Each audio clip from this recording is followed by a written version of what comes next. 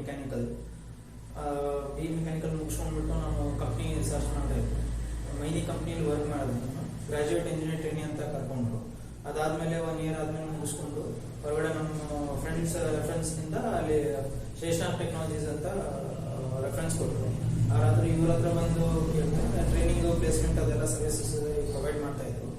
ಅದರಲ್ಲಿ ಪ್ಲೇಸ್ಮೆಂಟ್ ಬೇಕಾಗಿತ್ತು. ಅವ್ರ ಮುಂದೆ ಹೇಳಿದೆ, ಈ ಥರ ನಾನು 1 year ಎಕ್ಸ್ಪೀರಿಯನ್ಸ್ ಇದೆ ಮೈನಿಂಗ್ ಕಂಪ್ನಿಗೆ, ಪ್ರಾಜೆಕ್ಟ್ ಗ್ರಾಜುಯೇಟ್ ಇಂಜಿನಿಯರ್ ಟ್ರೈನಿಂಗ್ ಅಂತ ಹೇಳಿದೆ. ಅವರು ಆಯಿತು ಕೊಡಿಸ್ತೀನಿ ಅಂತ ರಿಜಿಸ್ಟ್ರೇಷನ್ ಇತ್ತು. ರಿಜಿಸ್ಟ್ರೇಷನ್ ಎಲ್ಲ ಮಾಡ್ಕೊಂಡ್ವಿ. ರಿಜಿಸ್ಟ್ರೇಷನ್ ಮಾಡ್ಕೊಂಡ್ಮೇಲೆ ಅವರು ಚಾಯ್ಸ್ ಕೊಟ್ಟರು, ಕಂಪ್ನಿ ಇದಾವೆ ಹೋಗಿ ಇಂಟರ್ವ್ಯೂ ಕೊಡಿ ಅಂತ.